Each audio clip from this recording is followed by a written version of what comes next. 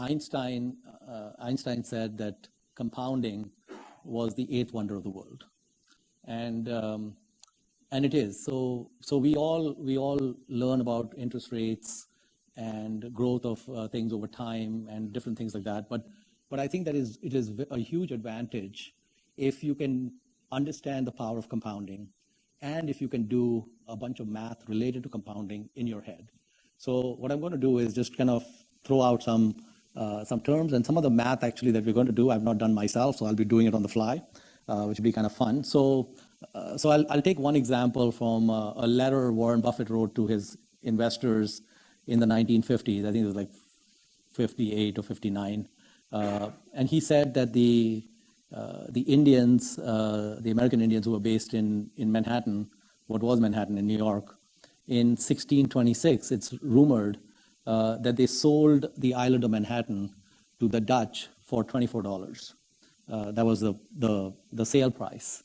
And of course, when people hear that, they say, $24, the Indians got taken for a ride and such. But let's say the Minuit Indians, I think they were the Minuit Indians who did that. Let's say the Minuit Indians had some kind of trust officer or investment officer in 1626, and the Dutch came to him, and this deal was on the table of $24, and you could sell this undeveloped island.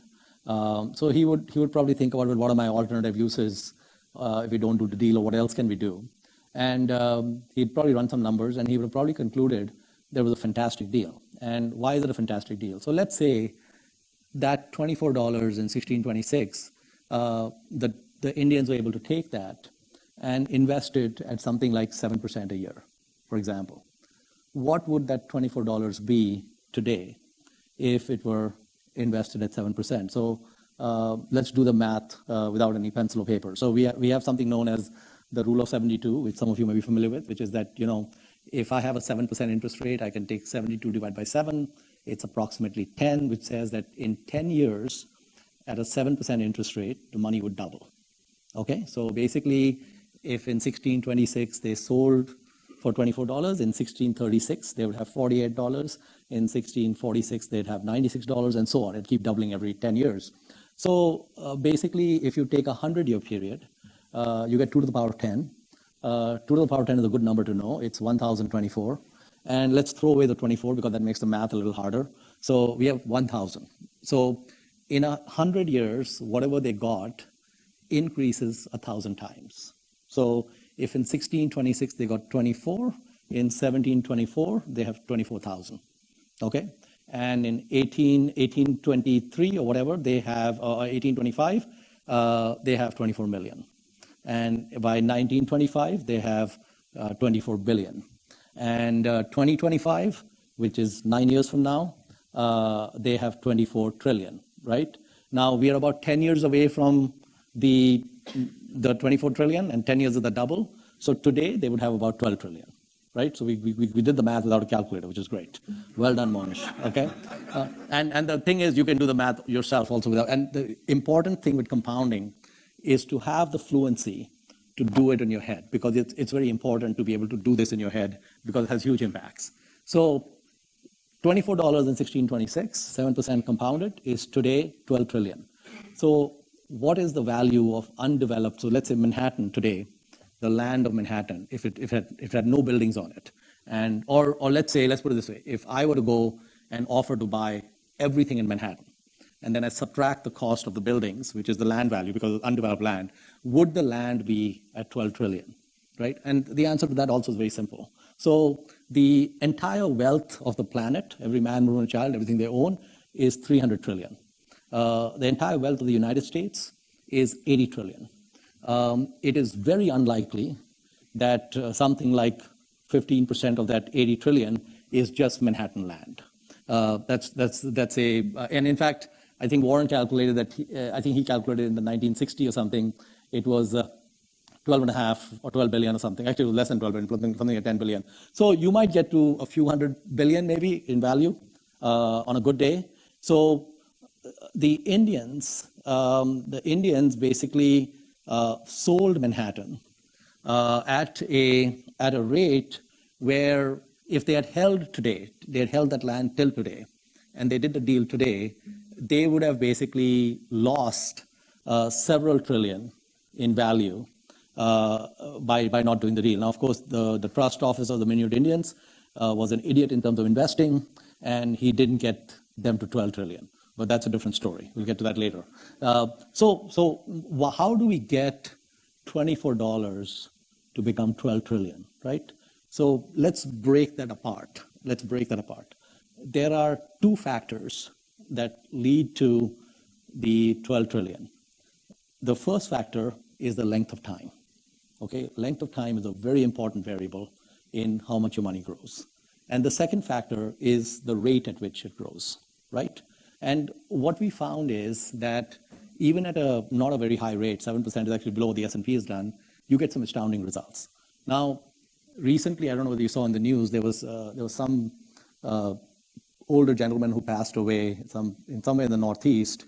He was a librarian, just middle-class librarian all his life. And when he passed away, he gave the college where he worked $4 million.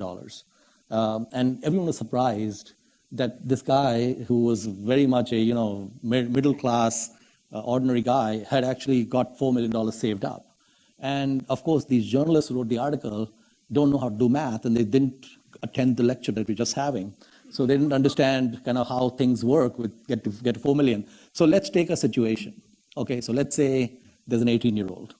And let's say this 18-year-old has very few skills and he can only get a minimum wage job, right? And so he's making something like 15,000 per year, working 2,000 hours or so. And let's say, for example, he's able to save something like 10%, maybe hard, but let's say he's living at home, et cetera, saves 10% of that 15,000 before taxes because he can put it in an IRA or something.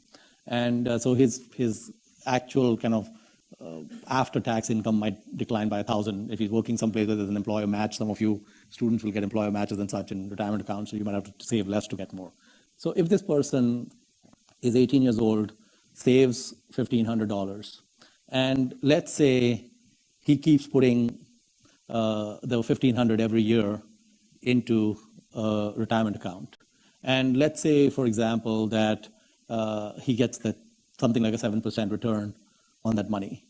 And let's say that his income goes up very modestly, like his income is only going up by 2% a year. And when it goes up by 2% a year, his savings go up by 2% a year. So instead of saving $1,500 next year, he saves $1,530.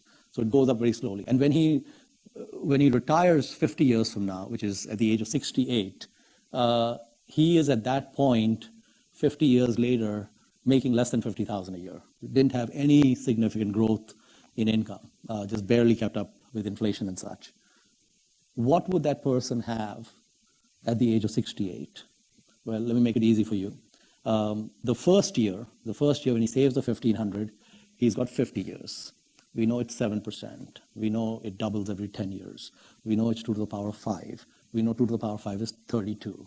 And we know what 1,500 times 32 is. So he's got 48,000, right? So the first 80, what he saves at 18, at the age of 68 is 48,000. Age of 19, maybe somewhere similar to that, but you get the point as you go on. The end result, just to make it simpler for you, is a little over $1 million, okay? So the librarian is not making 15,000. He's got a white-collar job. He's probably making somewhere less than 100 and maybe more than 40 or 50,000, somewhere in that range. And he paid attention when they were talking about compounding in math class, and if he makes 4 times what the guy with the minimum wage makes without doing anything esoteric, he ends up with a very significant net worth. So the question is, why doesn't everyone end up wealthy when we retire? Because there's not much required to become wealthy. You just have to follow a certain game plan and you'll be there. And in fact, at the age of 68, the guy was making less than 50,000. He could start withdrawing 50,000 or more per year from that account and would outlast the rest of his life because he'd have a 5% withdrawal rate and he's got a 7% earnings rate. So the money would actually keep growing. He'd probably end up making a $4 million donation to another school or something. So compounding is a very important element to understand. And again, What matters is it makes a huge difference if that person starts at the age of 18 versus 28. Huge difference. And my daughter, my younger daughter, last year, she interned at a place and she got paid like close to $5,000 during the internship. She had no expenses and such, so the money was just sitting there. So I said, you can open an IRA, and so I got her to open an IRA, and then I said, if you trust me, you can give me power of attorney, and I can invest the money for you. And one time she was flying back from New York, she was very tired, and I just told her, that $5,000 you gave me at the age of 18, I put it into one stock, because we can take some risk because you're just 18, you don't need the money, and probably that stock doubles or triples in the next 2-3 years because it's my best stock pick. And so I said, let's say it doesn't even double or triple. Let's say it, goes at 15% a year or something. So 15%, rule of 72, every 5 years things double, right? And I ran the math for her.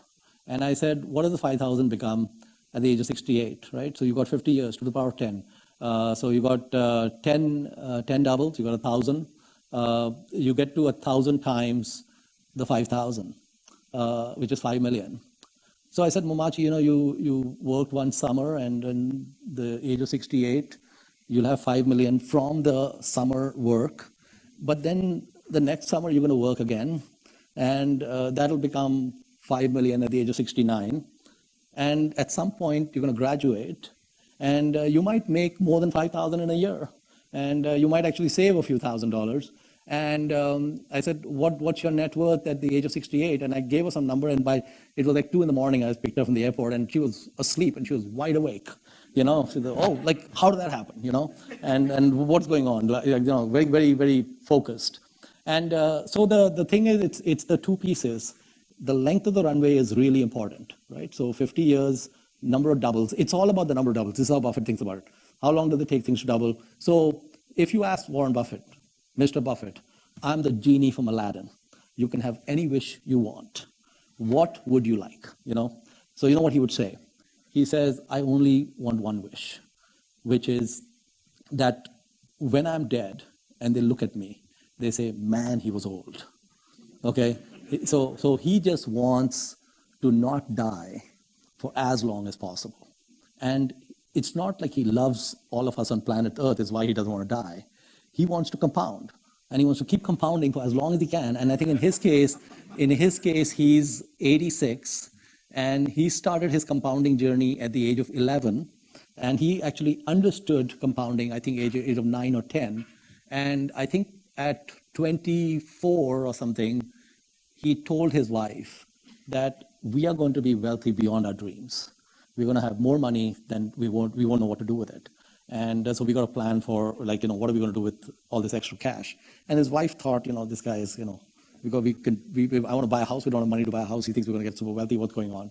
And of course they did. So compounding is a very important element, no matter what your profession or calling in life ends up being. It's very important to have the fluency in math. Very important to understand the concept of a runway and the length, time it takes to double, and compounding rate. And don't take the retirement account or 401k or IRA, pull out the money and go on vacation. The time value destruction of that is huge.